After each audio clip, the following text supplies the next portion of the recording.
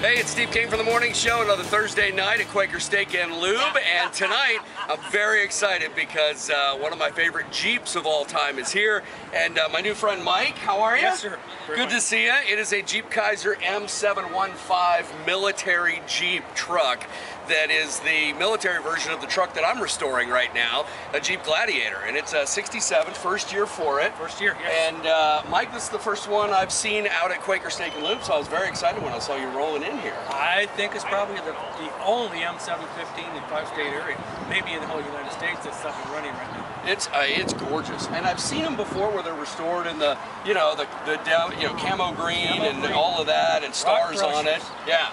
But this is kind of cool. It's kind of got like an old Air Force kind of feel to it. It is. I had one when I was in Vietnam, and I drove it. I've loved it ever since. Yeah. Now, how long have you had this? I've had this now for about 6 years. 6 years. Somewhere around there, yeah. Cool. Cool. Started out from a junkyard. Is that right? Did you just stumble upon it, or did you? I did stumble upon it. It was. I seen it on the internet. Yeah. One of those. And they had pulled it out of a salvage yard. And it was looking pretty shapely, and I said, well, I need to restore it. Yeah. So I started with it and finished it on July 4th, 2016. How about that? That's cool. You started it up that day, and now brought it out to Quaker Steak and Lube. But it's obviously a nut and bolt restoration. I mean, it's just gorgeous. Every nut and bolt on this has been taken off and started up from the frame on. Yeah. I can't believe the body on it, how nice it looks. I know since they were, a lot of the civilian ones or the ones that were used in the United States, if they didn't go to a military base, they went to like fire departments, rural fire departments, they went to the, tree service, DNR. They had all of those, and the beds usually were just beat to hell. They went to those places for a reason. They went to those places because they couldn't get them stuck. Yeah, they go through anything. Yeah, they're great vehicles. Now, how fast can you get this to go? I've had this up to, believe it or not, 65. Are you serious? Yeah.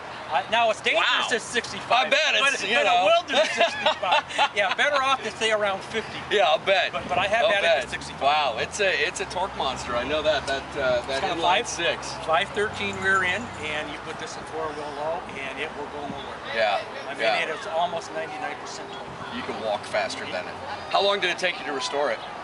Well, I'm still restoring it. You look on the inside. It's not done yet. There's a lot of things that I'm missing on it that the military would have put on it. Sure. One of which is gas cans. Gas cans, right? Gas carried for it yet, but I still look on the internet, and when I find them, I buy them. Sure. Then you got you got the shovel and the pickaxe on there. Yeah, if I wanted to make it look like DNR, it would have a shovel and a pickaxe. However, this is military. I plan on mounting a pair of General Electric miniguns. Oh, that would be cool. Just some nice little miniguns on there. Take you back to your door gunner days in Vietnam. That's right, yeah. Considering the fact this is a Vietnam era vet, I think he needs to look like a Vietnam era vet. Absolutely, I love it. Well, it's a gorgeous vehicle, and it's our classic car of the week. And thank you for your service, and thank you for bringing it out, man. We appreciate it. Absolutely. That's our classic car of the week, the classic truck of the week this week. So come on out and join us at Quaker Steak and Lube on a Thursday night. Something happened here. What it is ain't exactly clear. There's a man with a gun over there, telling me I've got to beware. But it's time to stop, children, what's that sound? Everybody look what's going down.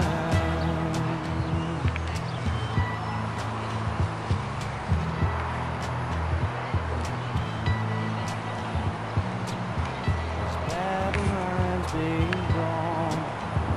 Nobody's right if everybody's wrong. Young people speak in their minds.